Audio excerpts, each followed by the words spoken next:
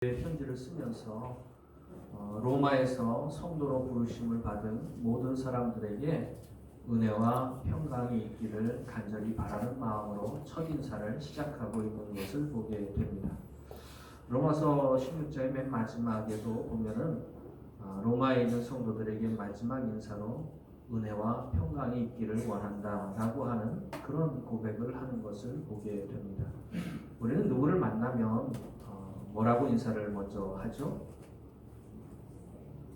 사람들을 만나면 우리가 하는 인사가 뭐라고 인사를 해요? 미국 사람들은 뭐 굿모닝, 굿 애프터눈, 굿 이브닝 뭐 이렇게 좋은 아침, 좋은 점심, 좋은 저녁이라고 인사를 하는데 우리는 뭐라고 인사를 합니까? 안녕하세요? 그 다음 뭐라고 해요? 식사하셨어요? 진지 드셨어요? 이러잖아요. 뭐가 중요해요? 우리를 먹고 사는 게 참 중요했던 것 같아요. 왜냐하면 너무 못 먹고 못 살았던 것 같습니다. 제가 고구마하고 감자를 많이 싫어합니다.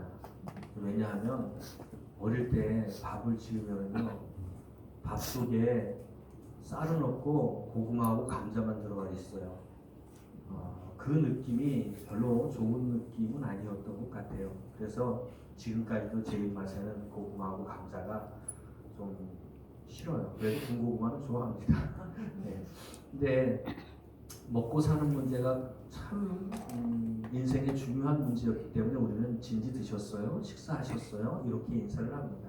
근데 예수 믿는 사람에게는 먹고 사는 문제에 비교할 수 없는 훨씬 중요한 문제가 있습니다. 바로 그것이 뭐냐면 은혜와 평강입니다. 로마서뿐만이 아니고 여러분들이 지난번에 제가 한번 말씀을 드렸던 기억이 납니다만은 로마서뿐만이 아니고 사도 바울이 기록한 모든 글에는 은혜와 평강이 있기를 원한다고 하는 첫인사로 시작해서 은혜와 평강이 있기를 원한다고 하는 마지막 인사로 끝나는 것을 보게 됩니다. 고린도전서, 고린도후서, 갈라디아서, 에베소서, 빌립보서, 골로새서, 데살로니가전서, 데살로니가후서, 디모데전서, 디모데후서, 빌레몬서까지 그리고 사도 베드로도 베드로전서, 베드로후서를 쓰면서 똑같은 모습으로 은혜와 평강이 있기를 성도들에게 간절히 바라는 첫인사로 시작해서 은혜와 평강이 있기를 원한다고 하는 마지막 인사로 끝나는 것을 보게 됩니다. 그만큼 예수 믿는 사람에게는 은혜와 평강이 늘 차고 넘쳐야 할 줄로 믿습니다. 아침, 점심, 저녁 하루 세 끼 먹는 꼬박꼬박 챙겨 먹는 밥보다 우리에게 더 필요한 것이 하나님이 주시는 은혜와 평강이라고 하는 것입니다. 주님 주시는 은혜 없이는 살아갈 수 없고 그 은혜를 받지 못하면 우리가 평강을 누리면서 살아갈 수 없다고 하는 사실입니다. 은혜와 평강은 뗄래야 뗄 수 없는 관계에 있는 것입니다. 은혜와 평강을 한마디로 표현을 하면은 은혜는 구원의 원천입니다. 그리고 평강은 구원의 결과입니다. 여기서 평강이라고 이야기를 했는데요. 에이레네라고 하는 말인데 우리가 흔히 알고 있는 평안, 평화와 똑같은 단어입니다. 그러니까 여기서는 평강이라는 말로 번역을 해놓았는데 평안이라는 말과 평화라는 말 모든 똑같은 단어 에이레나라는 단어를 쓰고 있습니다. 그리고 은혜는 카리스라는 말로서 은혜를 표현하고 있는 것을 보게 됩니다. 오늘의 설교의 결론부터 말씀을 드리자면 은혜는 구원의 원천이고 평강은 구원의 결과입니다. 자, 우리 한번 따라해 볼까요? 은혜는 구원의 원천이고 은혜는 구원의 원천이고 평강은 구원의 결과이다. 평강은 구원의 결과이다. 자, 이 말씀에 대해서 오늘 이 시간 짧게 여러분들과 함께 은혜를 나누고자 합니다. 세상에는 많은 종교들이 있습니다. 근데 그 세상의 많은 종교들과 기독교는 사실 종교가 아닙니다. 근데 사람들이 기독교도 다른 종교와 똑같은 종교로 생각을 하죠. 그런데 사실 기독교는 기독교라는 말로 표현할 수 없는 하나님의 구원의 역사를 말하고 있는 것이기 때문에 기독교라는 표현으로는 너무나 부족합니다. 그러나 사람들이 기독교라고 부르니까 기독교라고 표현을 하기는 하지만 기독교와 다른 모든 종교들과의 아주 결정적인 차이점이 있습니다.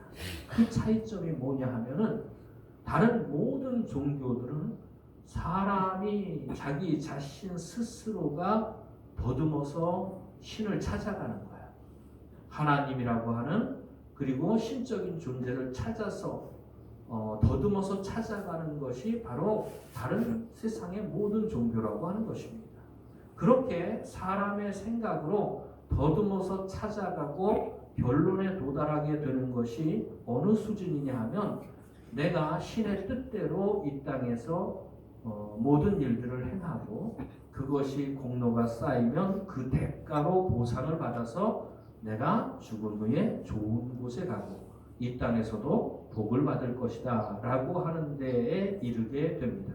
그러니까 기껏 사람이 하나님을 더듬어서 찾아간다면 도달하는 결론이 뭐냐 하면 내가 열심히 하나님의 마음 혹은 신이라고 하는 존재의 마음에 들게 이 땅에서 행하고 그에 대한 대가와 보상으로 복을 받고 이 땅뿐만이 아니라 이 땅을 떠나고 나서도 저 천국에 갈 수 있을 거라고 하는 결론에 도달하게 된다고 하는 거예요.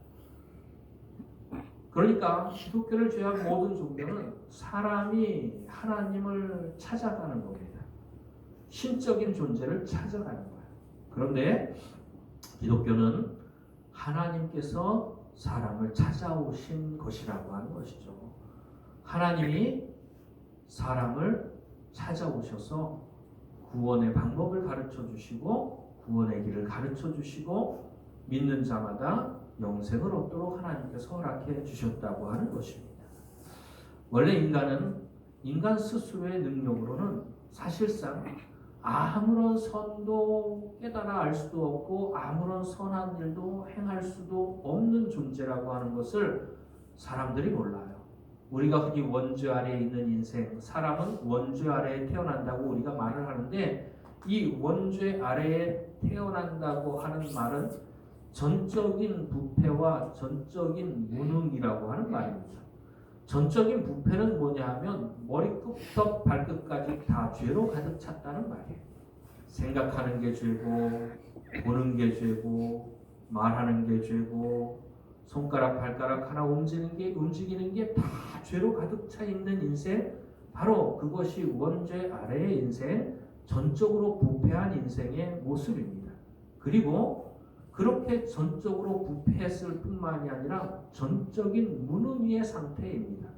그런 전적인 부패의 상태에서 손톱만큼도 자기 자신을 자기 스스로 변화시킬 능력이 없는 존재라고 하는 것입니다. 그러니까 전적인 무능의 존재죠. 전적으로 부패한 데다가 전적인 무능까지 겹쳤으니 사람이 스스로 선한 것을 행하고 그 공로와 대가로 무엇인가 이 땅에서나 이 땅을 떠나고 난 다음에 보상을 받겠다는 생각은 불가능한 것을 하려고 하는 시도에 불과하다고 하는 것입니다.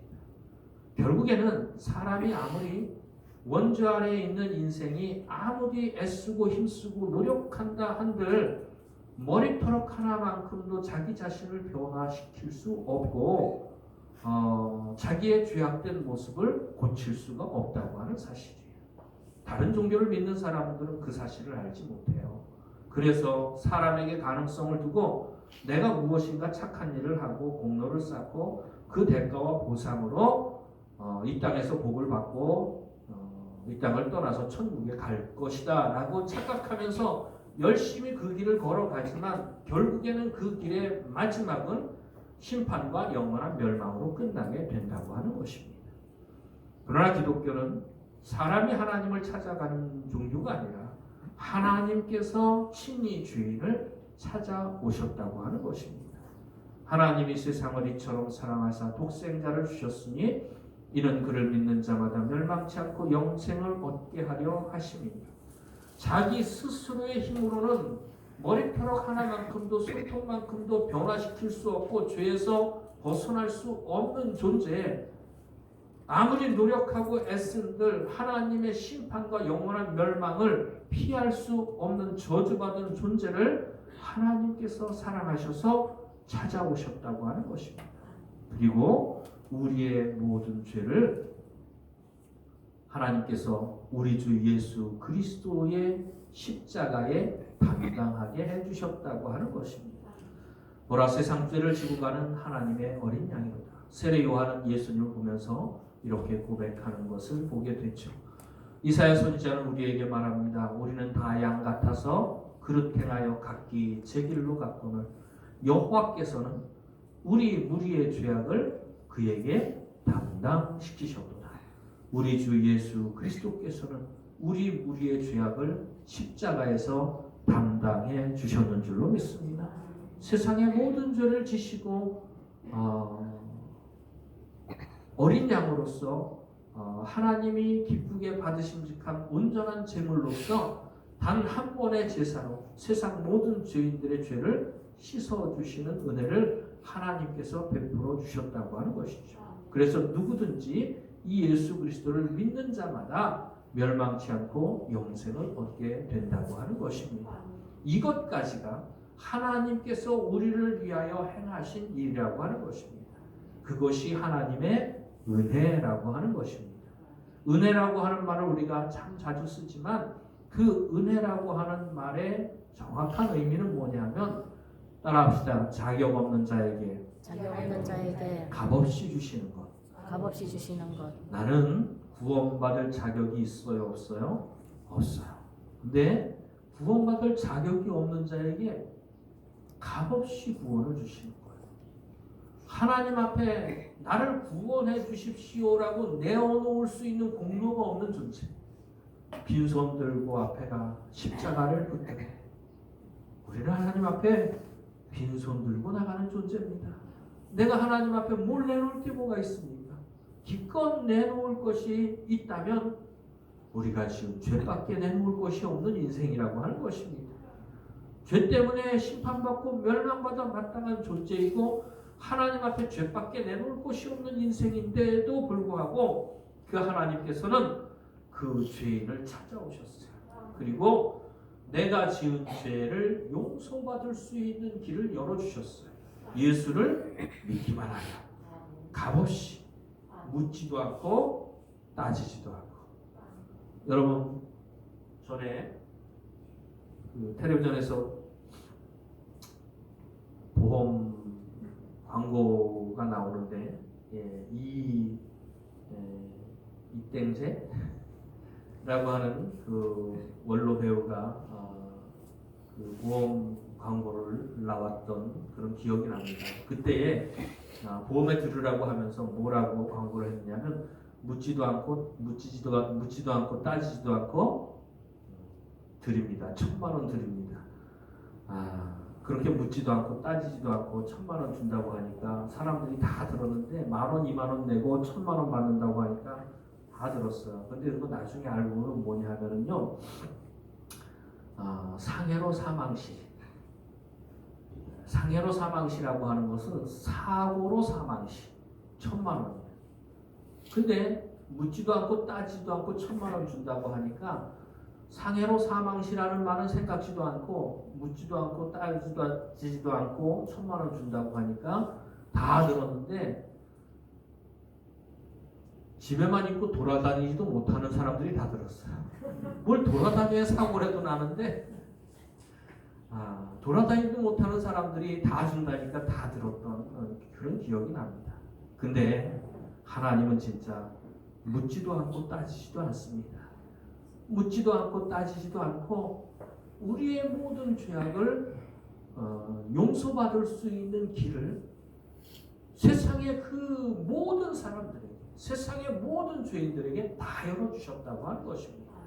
그것이 하나님의 은혜라고 하는 것입니다. 우리는 하나님의 은혜가 없으면 구원받을 수 없었던 존재입니다. 하나님이 구원의 길을 열어주시지 않으셨더라면, 예수 그리스도를 통하여 우리가 구원받을 수 있는 길을 하나님이 허락해 주지 않으셨더라면 우리는 절대로 구원받을 수 없는 존재라고 하는 것이죠. 그래서 하나님의 은혜로 구원받은 존재라고 하는 것입니다. 너희가 그 은혜를 인하여 믿음으로 말미암아 구원을 얻었나니 이것이 너희에게서 난 것이 아니요 하나님의 선물이라. 은혜로 말미암아 믿음으로 구원을 받은 건 너희로 말미암은 것이 아니라라는 말은 내가 노력하고 애써서 얻은 것이 아니라고 하는 것입니다. 어떤 사람은 그렇게 주장을 합니다. 아니 목사님, 내가 믿기로 작정하고 결심하면 그건 내가 한 거 아니에요?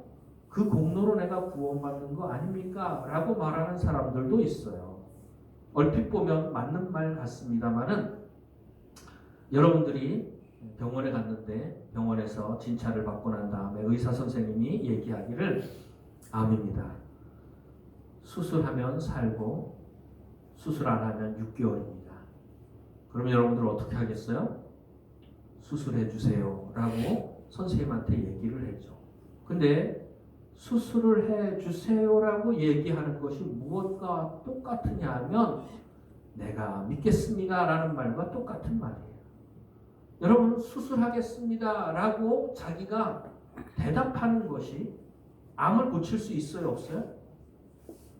수술해 주세요라고 하는 말로서는 아무것도 할 수 없어요. 수술해 주세요라고 얘기를 했지만 수술하고 암덩어리를 제거하고 생명을 건지는 일은 오로지 누가 하는 일입니까? 의사가 오로지 하는 일입니다. 환자는 의사가 수술하는 동안 뭐 하고 있어요? 마취돼 가지고 수술대 위에 누워 있는 것밖에 하는 것이 없는 거예요. 아무것도 하지 않고 누워 있는 거예요. 그러면 의사가 오롯이 혼자서 수술하고 암덩어리를 제거하고 그리고 수술을 마치고 생명을 건지게 된다고 하는 것입니다. 그러니까 내가 믿기로 결심하는 것 자체도 내 공로가 될 수가 없는 거죠. 우리를 구원하시고 우리를 고치시는 건 다 누가 하시는 거예요? 다 하나님이 하시는 거라고 하는 것입니다. 그래서 우리가 구원받는 건 하나님의 은혜로 구원받는 것입니다. 하나님이 우리에게 은혜를 베풀어 주시지 않으셨더라면 우리는 구원을 받을 수가 없는 존재라고 하는 거죠. 그래서 우리가 설교를 시작하면서 얘기했던 것처럼 은혜는 구원의 원천입니다. 구원의 원천이라고 하는 말은 구원의 근거가 되고 구원의 바탕이 되고 구원의 기초가 된다는 말이에요. 은혜가 없으면 절대로 구원을 받을 수가 없어요. 그래서 하나님의 은혜가 우리에게 얼마나 귀하고 소중한 것인지 깨달아 알 수 있기를 주의 이름으로 부탁을 드립니다. 그렇게 은혜로 말미암아 구원을 받은 사람에게는 구원의 결과로서 무엇이 주어지느냐 하면 평강이 주어집니다. 평화가 주어진다고 하는 것입니다. 성경 말씀 한 구절 한번 찾아보도록 하겠습니다. 로마서 5장 말씀입니다. 우리가 로마서 1장을 읽었습니다마는 로마서 5장 말씀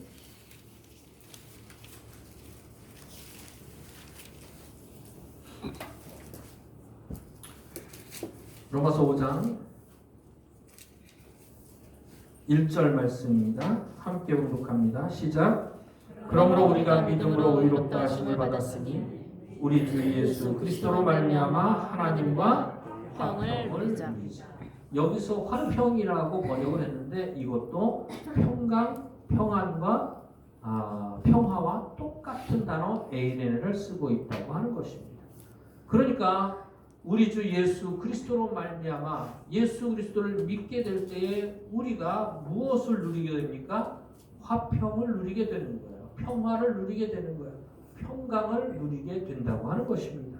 믿음으로 구원받은 사람에게 구원의 결과로 주어지는 것이 평강이라고 하는 것이죠.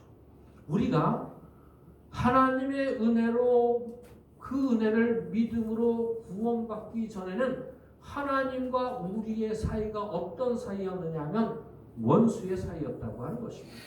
하나님은 우리를 만날 날을 벼르고 계셔요. 영어로 헤어질 때 인사를 어떻게 합니까? 시우레요. 내일 보자예요. 나중에 보자예요. 그게 우리나라 말로 번역을 하면 뭐가 되는지 아십니까? 너 나중에 두고 보자. 나중에 두고 보자. 하나님께서 나를 벼르고 계시는 거예요. 그걸 성경은 아주 적나라하게 표현을 하고 있습니다. 성경 말씀 한번 찾아보도록 하겠습니다. 시편 7편입니다. 시편 7편. 하나님이 죄인을 어떻게 다루시기를 원하시는지 시편 7편 11절 말씀부터 보시겠습니다.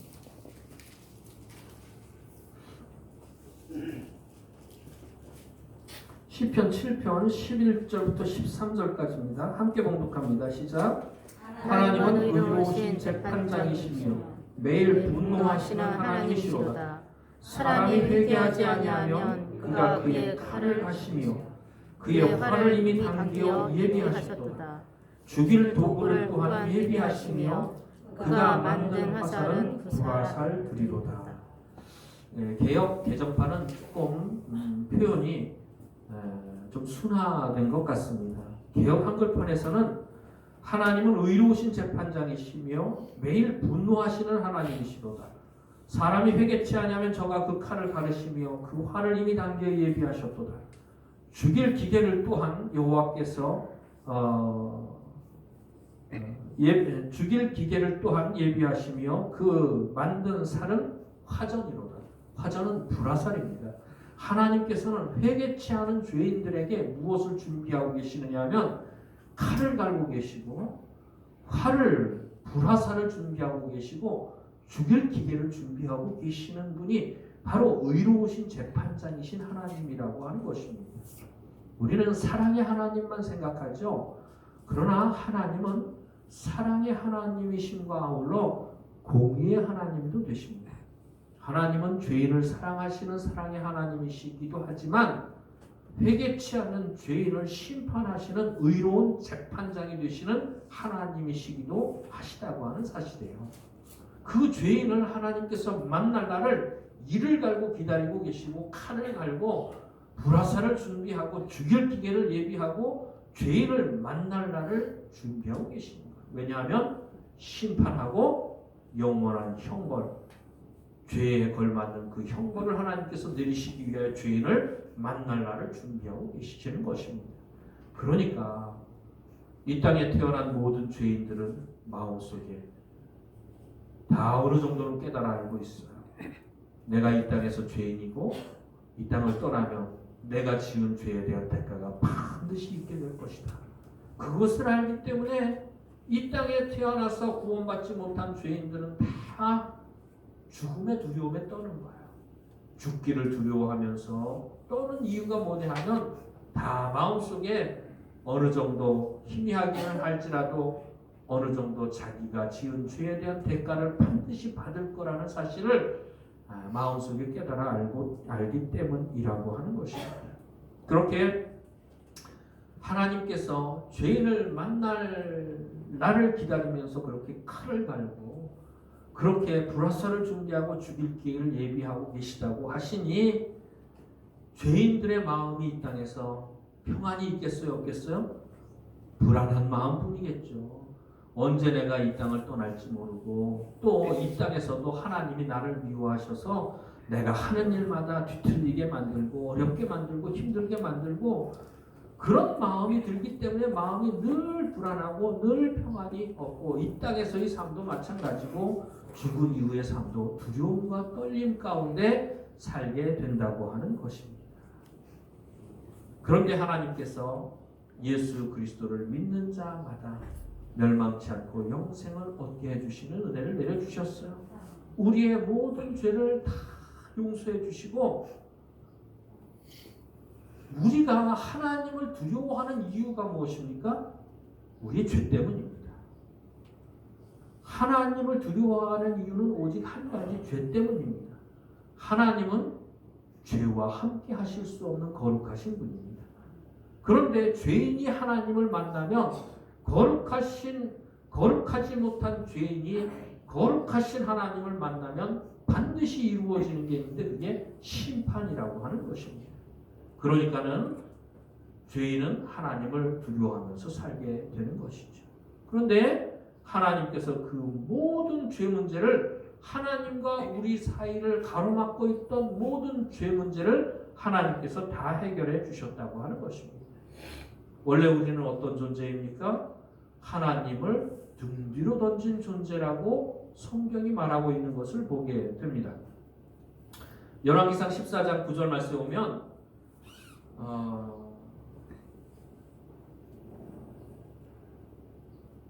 나의 노를 격발하고 나를 내 등 뒤에 버렸도다. 이스라엘 백성들이 하나님의 노를 격발하고 하나님을 자기의 등 뒤로 버렸다고 하나님께서 말씀하시는 것을 보게 됩니다. 에스겔서에서도 똑같은 표현을 쓰게 되는데요. 그러므로 나 주 여호와가 말하노라. 내가 나를 잊었고 또 나를 내 등 뒤에 버렸음은 내 음란과 내 음행의 죄를 담당할지니라 하십니다. 하나님을 자기의 등 뒤로 버린 존재가 바로 죄인된 존재라고 하는 것입니다. 우리가 어떻게 살았습니까? 하나님을 무시하고 살았죠. 하나님을 등 뒤로 던지고 하나님을 잊어버리고 살았죠. 하나님이 없는 것처럼 살았죠. 그런데 그 하나님께서는 우리를 어떻게 대해 주셨는지 참으로 놀랍습니다. 이사야서 38장 말씀 한번 찾아보도록 하겠습니다. 이사야서 38장 말씀입니다. 시편, 사만, 전도서, 나가서 이사야입니다.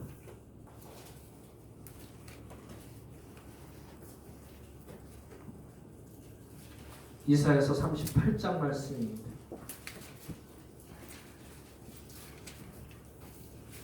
38장 17절입니다.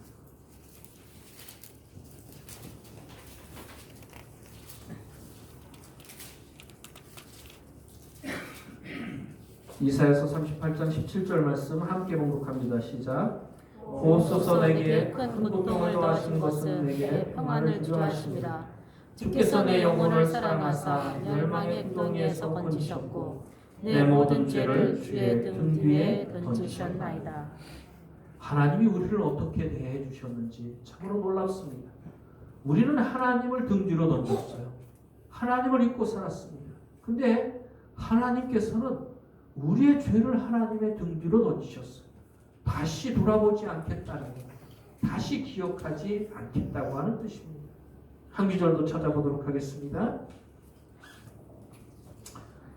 미가서입니다. 미가서 7장 말씀입니다.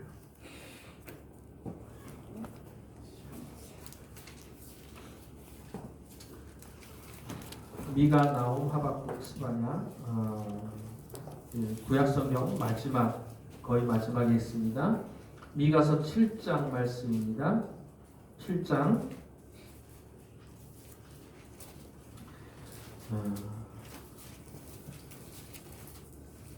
구약성경 1298쪽이에요. 미가서 7장 18절 19절 말씀 함께 봉독합니다. 시작. 주와 같은 신이 어디 있으리까? 주께서는 죄악과 그 기업에 남은 자의 허물을 사유하시며 이내를 기뻐하심으로 진노를 오래 품지 아니하시나이다. 다시 우리를 불쌍히 여기셔서 우리의 죄악을 발로 밟으시고 우리의 모든 죄를 깊은 바다에 던지시리이다. 아멘. 땅에서 제일 높은 산보다 바다의 제일 깊은 곳이 훨씬 더 깊습니다. 8,848m라고 그러죠, 에베레스트 산이. 근데 바다의 제일 깊은 곳은 10,000m가 넘는데 아직도 얼마가 되는지 정확하게 알지 못한다고 합니다. 근데 하나님께서는 우리의 죄악을 발로 밟으실 뿐만 아니라 우리의 죄를 바다 깊은 곳에 빠뜨리셨다고 성경은 말하고 있습니다. 그게 무슨 뜻이냐 하면 다시 꺼내지 못하게 하셨다는 뜻입니다. 여러분, 용서의 확신을 가지시기를 바랍니다. 어떠한 죄라도 하나님께서 용서하신 죄를 마귀가 참소할 수 없어요. 그런데 마귀는 우리에게 자꾸만 우리가 지은 죄를 꺼내서 이런 너를 하나님이 기뻐하실까? 사랑하실까? 하나님의 사랑을 의심하게 만들고 믿음을 상실하게 만들고 하나님으로부터 얻었던 평강을 빼앗아가고 우리의 마음을 불안하게 만드는 거예요. 그러니까 마귀의 속임수에 넘어가면 하나님이 나를 미워하시지는 않으실까? 하나님이 나를 잊으신 건 아니실까? 예, 좀 꺼주시기 바랍니다. 하나님이 나를 버리신 건 아니실까? 하나님이 나를 사랑하지 않으시고 미워하시지는 않으실까 하는 그런 두려움에 구원의 확신도 잃어버릴 뿐만이 아니라 하나님의 은혜로 말미암아 얻은 구원의 결과로서 우리에게 주신 평강도 우리에게서 빼앗아가고 우리의 마음을 불안하게 만드는 거예요. 일이 좀 안 되면 하나님이 나를 미워하시는 거 아닐까? 하나님의 사랑을 의심하게 만들고 찬송에 하나님의 사랑이 어떤 사랑이라고 표현하고 있습니까? 영원히 변치 않는 사랑, 성도여 찬양하세. 하나님의 사랑은 영원히 변치 않습니다. 이 죄를 향하신 하나님의 사랑이 변한다고 생각하지 마십시오. 하나님의 사랑은 변치 않는 사랑입니다. 우리가 어떤 모습일지라도 사랑합니다. 우리가 죄인 되었을 때도 사랑하는데 믿음을 가지고 구원받고 어떻게 하든지 하나님의 뜻대로 살려고 애쓰고 발버둥치는 인생을 하나님이 긍휼히 여기시고 사랑하시고 하나님께서 도와주시지 않을 리가 없는 줄로 믿습니다. 제가 1994년 말에 주님을 만나고 그리고 정말로 내 모든 것이 다 변하는 체험을 했어요. 머리끝부터 발끝까지 다 변하는 역사를 체험을 했어요. 정말로 사람이 어떻게 그렇게 달라질 수가 있을지 주위에 있는 모든 사람들이 다 놀라고 정말로 하나님의 살아계심의 증거로서 나 자신의 삶과 생활을 다른 사람들에게 보여주었습니다.